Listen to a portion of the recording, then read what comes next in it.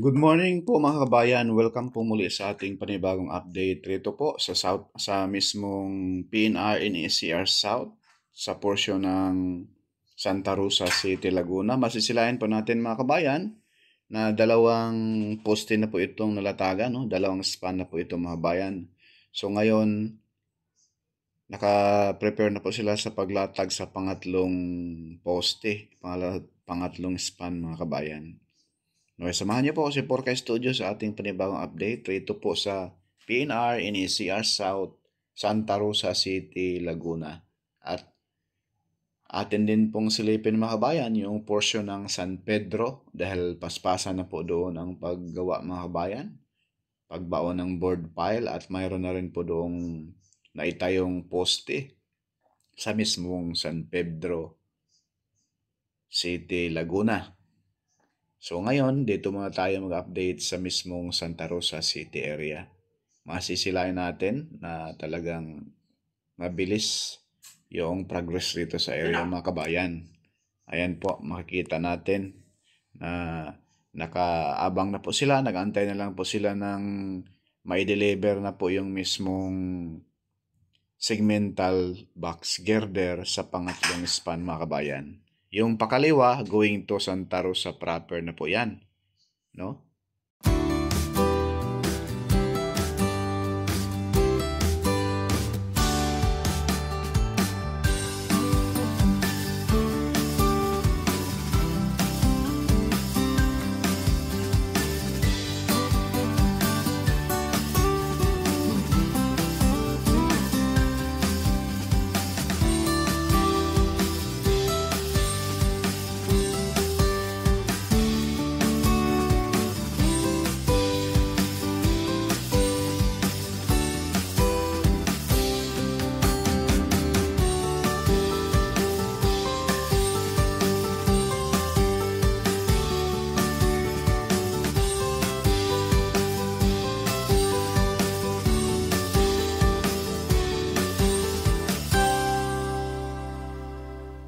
Pakiusap po mga kabayan, huwag po tayong mag-skip sa ads. At sa iba po na hindi pa nakapag-subscribe, pakisubscribe po.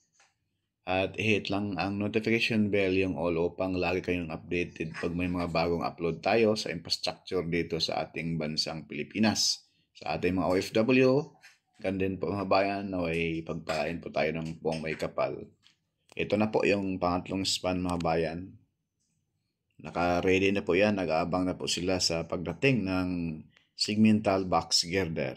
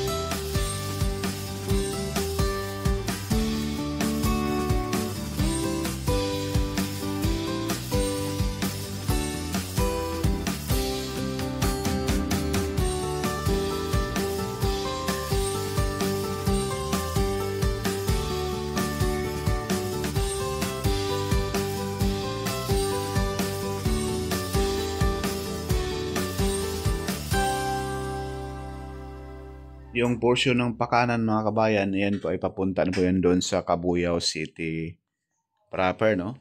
At doon sa Cabuyao area naman mga kabayan, yung isang LG doon, launching gantry, ay malapit na po yun mag-resume paglatag ng segmental box girder. Dahil yung kasunod na poste, pang-walo na poste ay may buhos na rin po ng pierhead.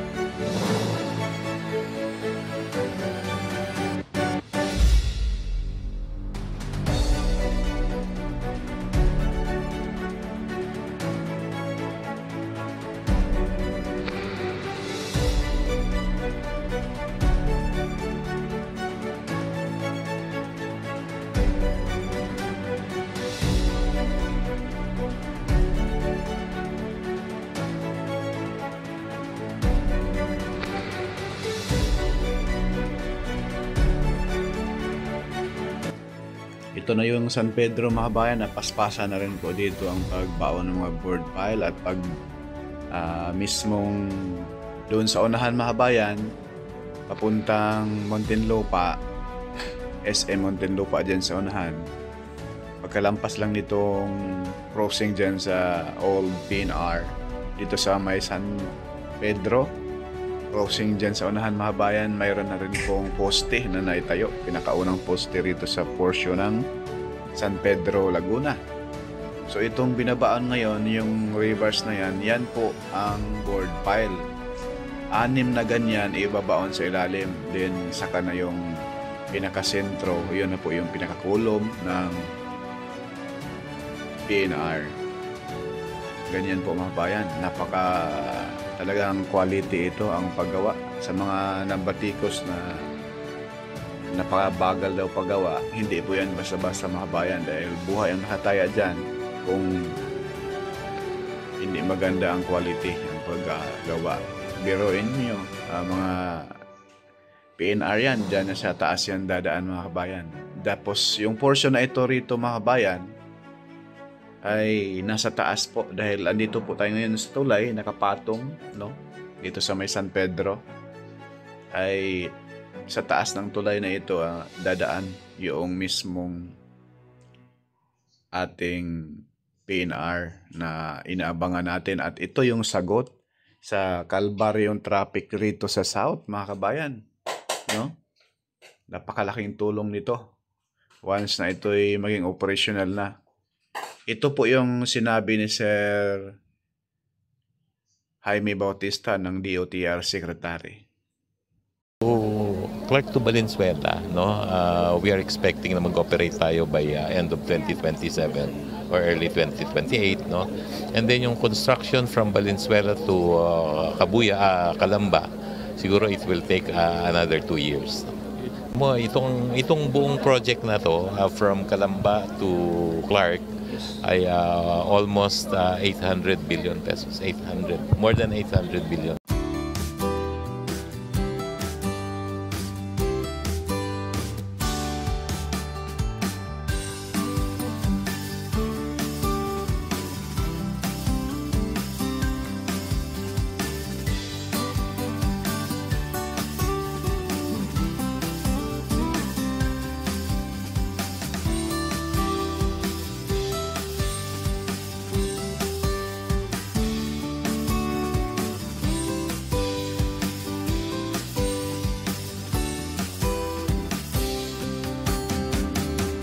Yan dito po sa taas dadaan, dito mga bayan, ayan po, yan sa taas po, dadaan yung mismong PNR alignment. Kaya dito sa portion na ito, yung mga poste rito ng PNR ay matataas. Kasi yung poste na unang upload natin doon sa unahan, mataas na siya, yung poste doon. Papunta rin mga kabayan, patawid rito sa tulay no? Yan, dyan sa taas dadaan. Yung portion pa kanan mga kabayan ay papunta na yan ng Pasita. Na kung saan doon sa Pasita mga kabayan ay mayroon na rin pong ganap doon sa may bandang portion ng pabilyon, no? Yung pabilyon na grupo naghukay ngayon, papunta na rito sa San Pedro, no? Bale, sakop na po nila yung area ng Pasita. Kasi yung dito, ito ay papunta sa Alabang ito, yung grupo na nagbabaon ng mga bird pile rito. Bali, grupo-grupo sila mga bayan, no? Bali, dalawang grupo ito. Dito sa may San Pedro, at pagkatapos itong mabaon ito lahat, lilipat ito doon sa bandang Muntinlupa na. Kasi dito sa may San Pedro, lampas pa Muntinlupa, pa SM ay may mga bird pile na rin. So yan lang po muna mga kabayan yung ating latest progress rito sa PNR NCR South sa porsyon ng Santa Rosa at San Pedro. Porkay Studio hindi sikat pero nag-aabot ng balitang tapat. Isang mapagpalang umaga po sa lahat. God bless po.